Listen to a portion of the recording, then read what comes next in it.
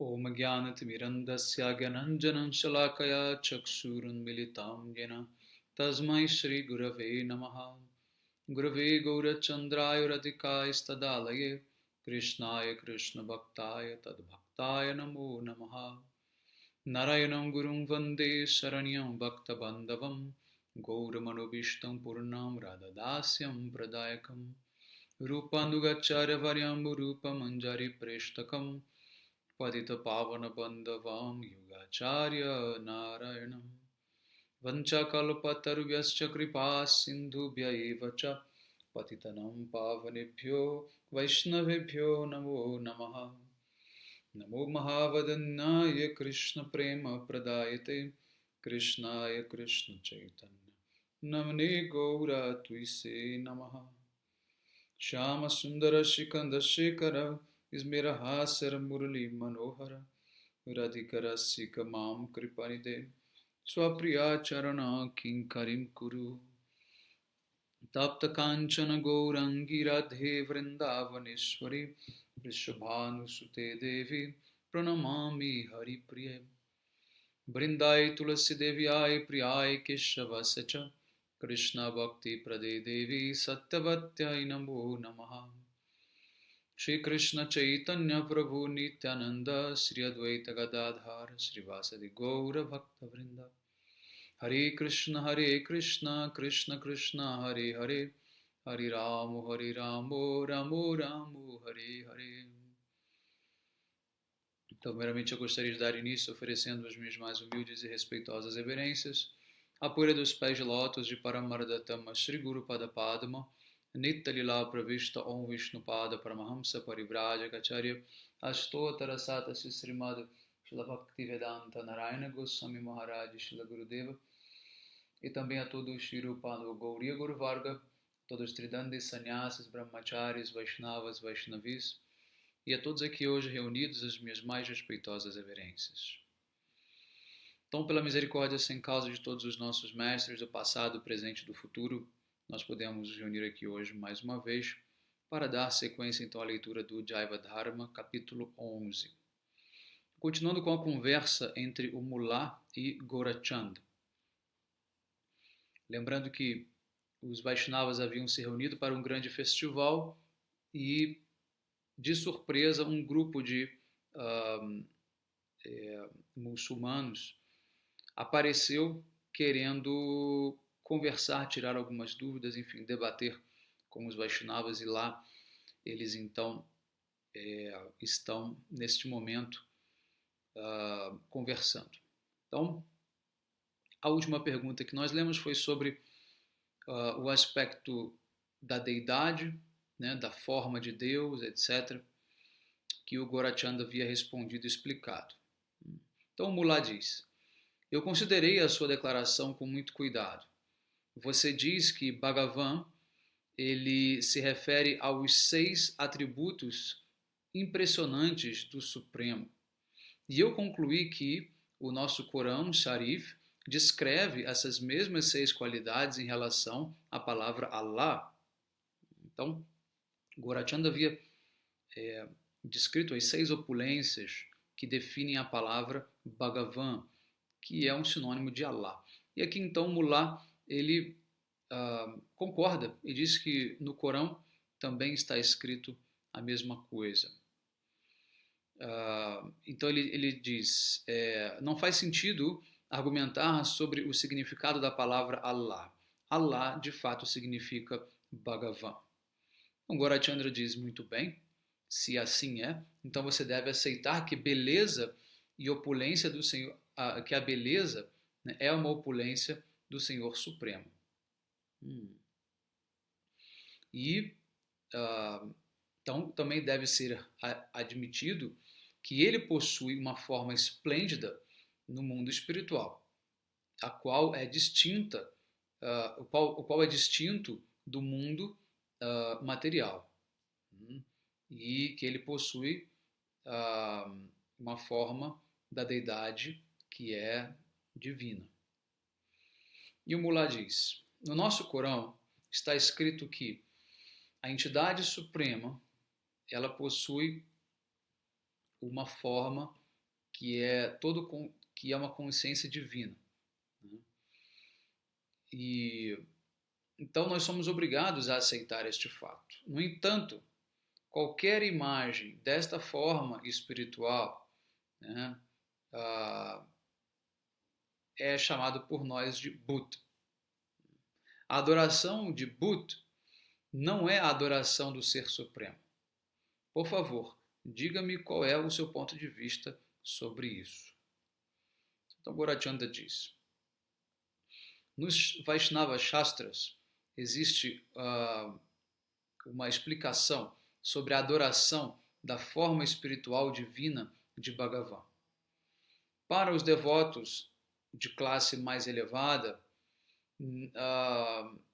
não há qualquer tipo de prescrição dada para a adoração de objetos materiais compostos de terra, fogo, água e outros elementos.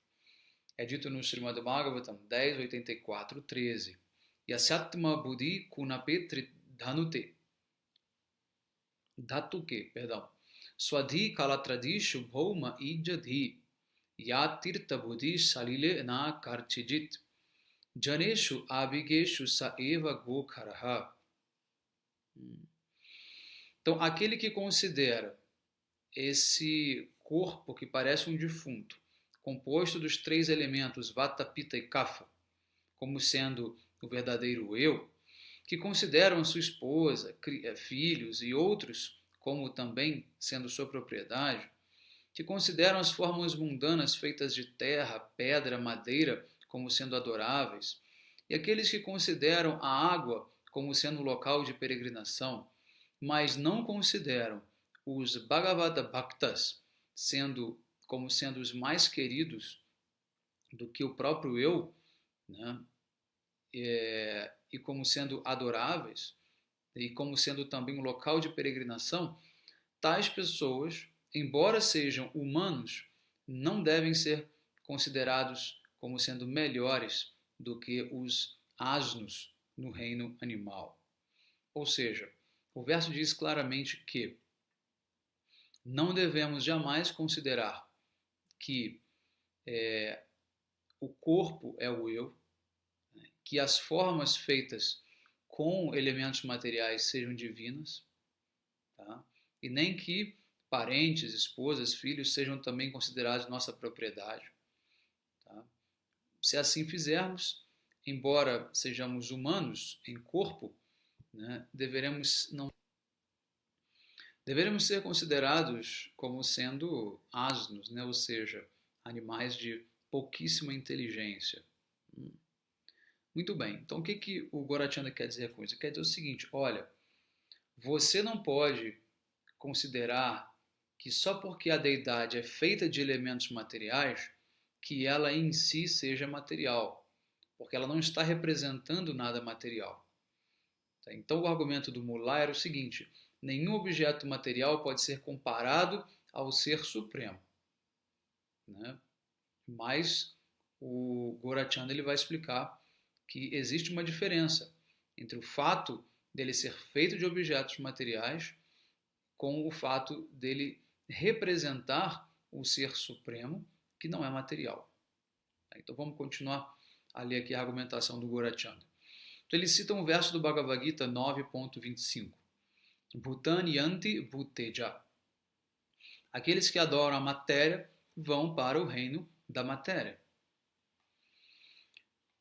Nós vemos, através dessas duas citações dos Vedas, que não existe nenhuma afirmação no Shastra que corrobore a adoração de objetos mortos ou matéria, né, sem consciência, né? Ou seja, até aí eles concordam também com o que o Mullah disse, né? Mas existe um ponto importante a ser considerado aqui. Os seres humanos eles têm diferentes níveis de qualificação de acordo com o seu conhecimento e o seu samskara. Apenas aqueles que podem compreender a existência espiritual pura são competentes para adorar esta forma espiritual pura da deidade. A compreensão de cada um é proporcional ao desenvolvimento, né, ao seu avanço espiritual sobre este assunto. Então, tudo vai depender da capacidade que a pessoa tem de enxergar ou não Deus naquele objeto, mas não que o objeto em si seja o próprio Deus, né? É um argumento também que nós utilizamos em relação aos Mayavadis, né? Deus está em tudo, mas Deus não é tudo. Então, por essa a suposição, automaticamente você já pode considerar que, se Deus está em tudo, então você pode adorar qualquer objeto, desde que você esteja adorando o Deus que está dentro dele, né? Só que ficaria uma coisa extremamente esquisita se você adorasse, por exemplo, um pedaço de sapato, né? Ou fezes de algum animal, só porque Deus está dentro de cada átomo. Você não vai simplesmente adorar o vento. Então você representa a forma de Deus, né, para poder dizer, olha, ele é diferente de todo elemento material no qual ele se encontra.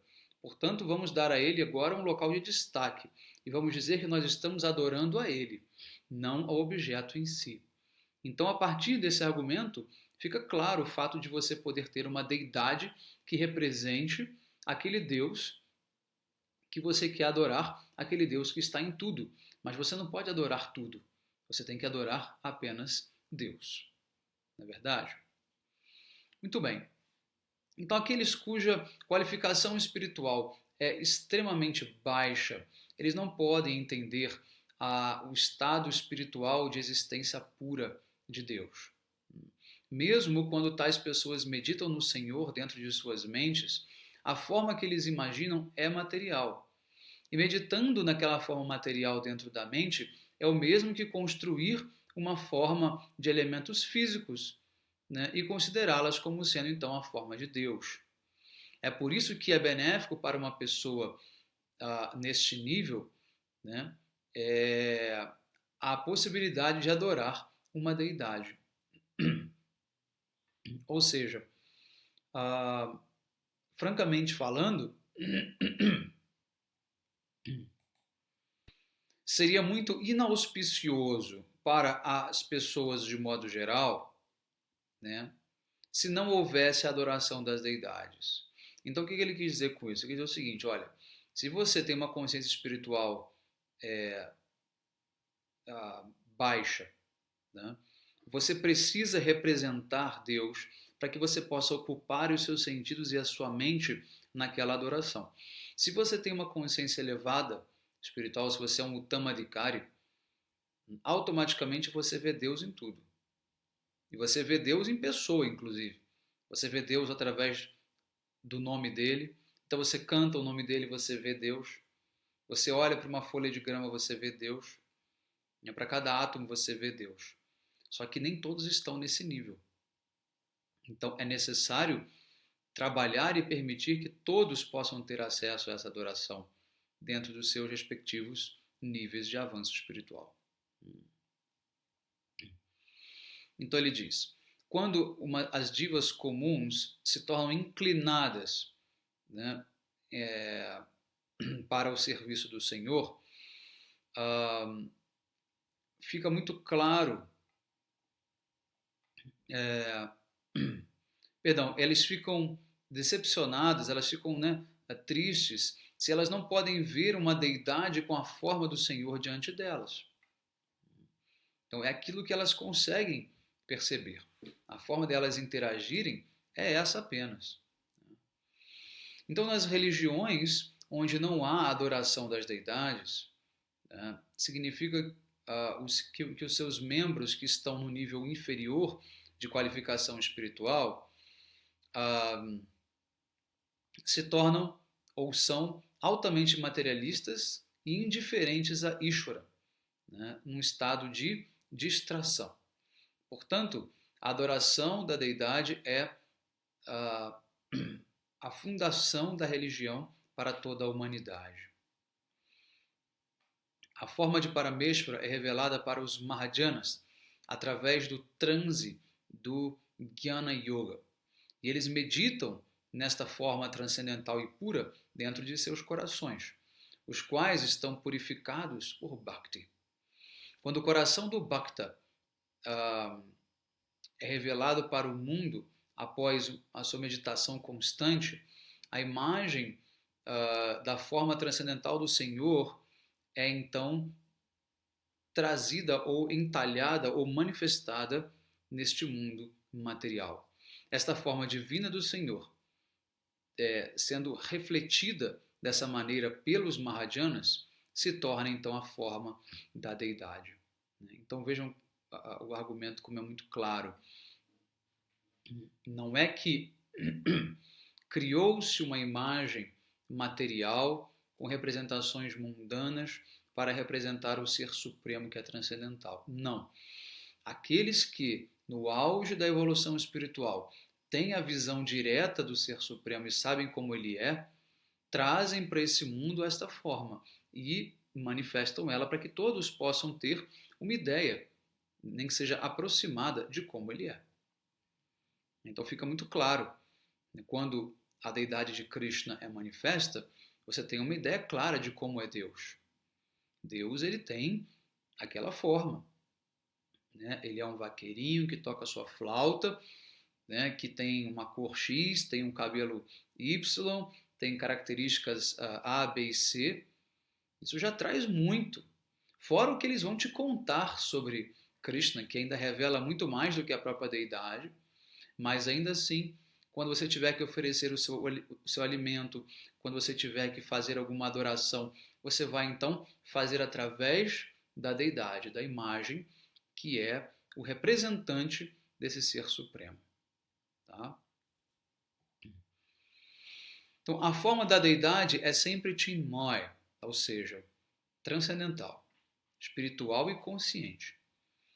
Então, para aqueles que estão na mais alta plataforma de elegibilidade, né? Ou seja, ele não vai ver apenas a deidade, ele vai ver uma forma transcendental e consciente que é não diferente de Deus. Aqueles que estão no nível intermediário, eles veem a deidade através da sua percepção, né? E despertar espiritual. Ou seja, eles veem através da mente deles, Manomaya. Né? Isso significa que os devotos intermediários têm fé de que a deidade é consciente, né, através dos seus pensamentos e orações, e ele aceita aquele humor de adoração. No entanto, o devoto intermediário, diferente do devoto mais avançado, ele não percebe diretamente a deidade como sendo uma forma direta, né, e toda consciente de Bhagavan. Ele ainda não tem essa realização. Aquela deidade não vai falar com ele, não vai se movimentar, não vai revelar a sua forma original. Ela continuará sendo ainda uma representação. Porém, ele tem fé de que ela representa de fato o Deus original. Esse é o devoto intermediário. Né? Aqueles que estão no nível mais inferior, inicialmente eles veem a deidade como material, mas com o passar do tempo, a deidade revela a sua forma espiritual pura, né? Quando a inteligência deste devoto se purifica pelo amor espiritual, ou seja, pelo próprio serviço prestado. Né? Consequentemente, a forma da deidade de Bhagavan, ela é adequada, né? A sua adoração ela está de acordo, né? E é servida por todas as classes de devotos. É desnecessário adorar uma forma imaginária, mas é altamente benéfico adorar a forma eterna da deidade de Bhagavan. Então aqui o argumento se confirma ou se fundamenta na seguinte questão. Para os muçulmanos, a forma original não está acessível, né? Para ninguém nesse mundo. Mas para os Vaishnavas, não. A forma tem que estar acessível porque Deus tem que falar com alguém. Deus tem que se comunicar com alguém. Deus não pode ser uma incógnita. Porque se Deus for uma incógnita, você não sabe nem pelo que você está buscando. Então Deus tem que ser acessível para alguém, pelo menos para alguém. E ele está para os Uttamadhikaris, para os devotos da mais alta classe. São eles que vão fazer então a ponte entre nós e Deus. Tá? Não faz sentido algum não ter a forma íntegra, completa de Deus revelada aqui neste mundo para algum ser humano, né? Porque senão como ele poderia, ele mesmo, né, saber que tipo de adoração ele tem que fazer, que tipo de Deus ele adora? Não é verdade? Então, por exemplo, a tradição islâmica, ela tem apenas uma pessoa que recebeu essa revelação, que foi Maomé, né, Muhammad. Depois dele, ninguém mais. Tá? Ninguém mais teve. Não é verdade? E mesmo assim, a gente nem sabe se de fato Maomé foi capaz de ver Deus. Mas que pelo menos ele ouviu Deus. Né? O que é também bastante, né, insuficiente. Não é verdade? Muito bem. Então, continuando aqui. As Sampradayas Vaishnavas, elas oferecem, então, um suporte para as pessoas nesses 3 níveis de competência para adorar as deidades. Não existe qualquer falha nisso, né? Porque esse é o único arranjo através do qual as divas podem gradualmente alcançar a auspiciosidade. Isso é confirmado no Srimad Bhagavatam 11, 14 e 26. Jata jatatma parimrijate so mat punya gatha shravana bidhanai tata tata pashati vastu sukshmam chakshur yatha vanjana samprayuktam. O Uddhav, assim como os olhos que foram tratados por um médico através de um remédio, podem ver os objetos muito pequenos. Similarmente, quando o coração está limpo da contaminação material, através do ouvir e do cantar das narrativas, das minhas atividades supremamente puras, né, eu posso... é possível ver, né, a minha forma transcendental e sutil, que está muito além da visão limitada da matéria. Tá? Muito bem, então, a Jivatma ela está encoberta pela mente material. E nesse estágio, né, ele não pode conhecer a si mesmo e nem mesmo prestar serviço a Paramatma. No entanto, pela prática de sadhana bhakti, que consiste de ouvir, cantar, dentre outras práticas devocionais, a alma gradualmente desenvolve o seu poder espiritual. E este poder, ele aumenta, né? A prisão material diminui, né? E quanto mais essa prisão material ela é relaxada, mais a função natural da alma pode ascender, pode prevalecer. Assim, alcançamos gradualmente uma percepção direta do eu e de Ishvara, e assim ele se ocupa diretamente nas atividades espirituais.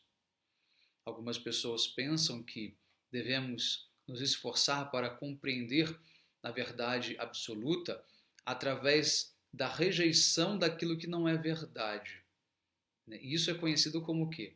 Um conhecimento seco, né? Que é o neti-neti. Né? Que poder teria a alma condicionada para renunciar aos objetos que não estão intrinsecamente, ou que não são intrinsecamente reais? Pode um prisioneiro que está confinado dentro de uma cela libertar a si mesmo simplesmente por desejar fazê-lo? Né? Com certeza não. A única maneira que ele tem para se livrar da prisão é fazer com que a ofensa que ele cometeu seja mitigada. Né? Ou seja, que ele aceite a punição, né, para que esse pecado venha a ser corrigido, né, expiado, né? Mais exatamente. Então, um,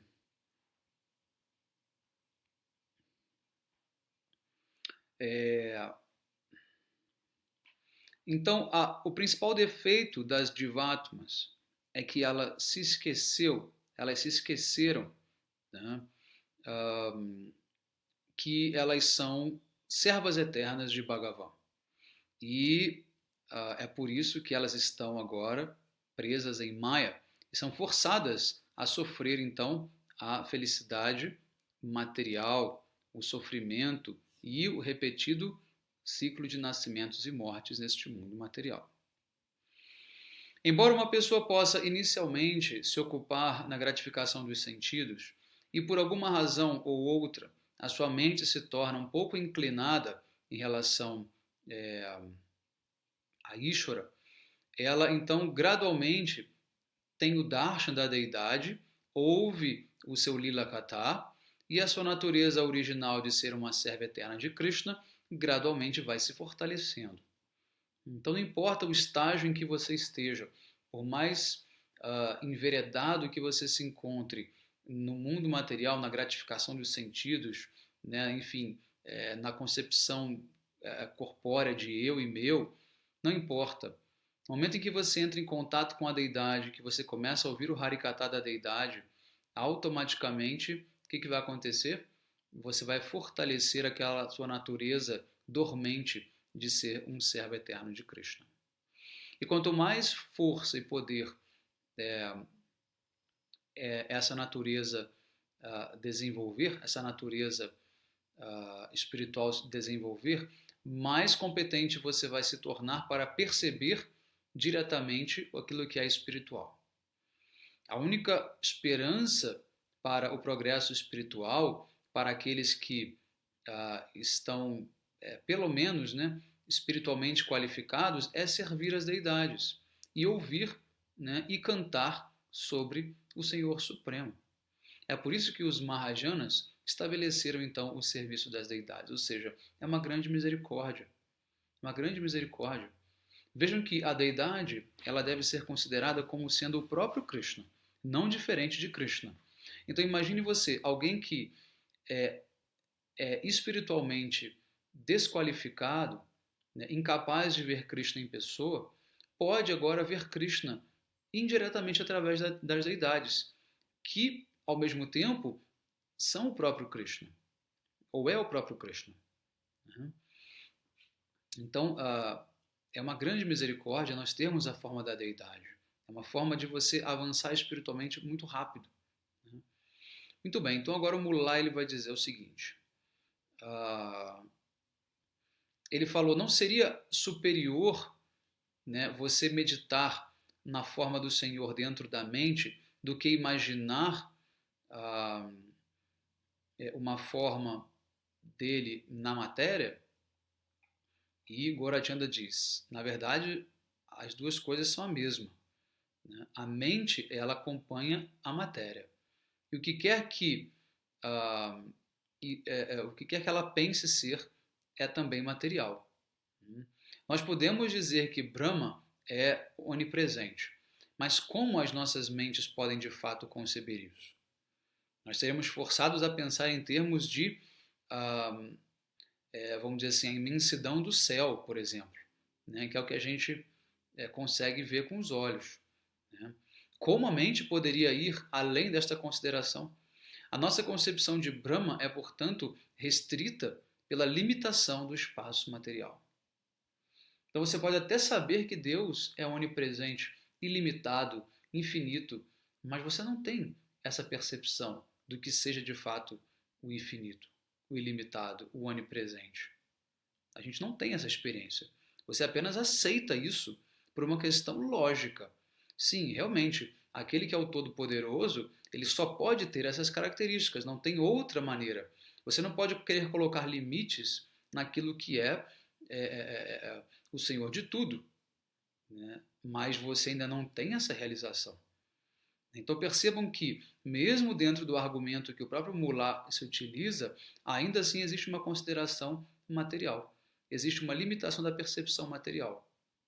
Né? O que por sua vez, não inviabiliza a adoração da deidade. Se alguém diz, eu estou meditando em Brahman, a experiência do Brahman será limitada pelo tempo material, né? E, consequentemente, na sua meditação, né, isso irá, vamos dizer, aparecer, né? Ou seja, a tua própria concepção material, né? Então, como pode a meditação na mente, né, conceber um objeto que está para além da matéria, quando essa mente está condicionada pelo tempo e pelo espaço, que são também fenômenos materiais? Então, podemos rejeitar essa ideia de que a forma da deidade pode consistir de elementos materiais, como a terra e a água, né? E podemos imaginar que Ishvara está situado, né, nas 10 direções ou no espaço, mas ainda assim, isso é um Bhuta Puja, ou seja, a adoração da matéria. Nenhum objeto material pode fundamentar, né, o alcance da meta transcendental. Ou seja, não é através de nada material que você chega naquilo que é espiritual. Né? Não é. A única coisa que pode facilitar isso é o despertar da inclinação em relação a Ishvara. Ou seja, o que te leva a Ishvara é a relação com Ishvara, não a relação com a matéria. Então, quando você se relaciona com a deidade, você não está se relacionando com o mármore que ela foi feito, com o metal, com a madeira. Não. Você está se relacionando com o Deus que ele representa, que ela representa. Então, essa é a diferença. E na medida em que você se relaciona com o Deus que está ali, e ele é capaz de estar em todas as partes, ele também está na deidade, obviamente, né? É ele quem vai reciprocar com você. Não é o mármore, não é a pedra, não é o metal. É o Deus que você adora que vai reciprocar com você. E só assim você poderá então avançar espiritualmente. E essa inclinação, ela é inerente à Divatma, ela está presente na Divatma.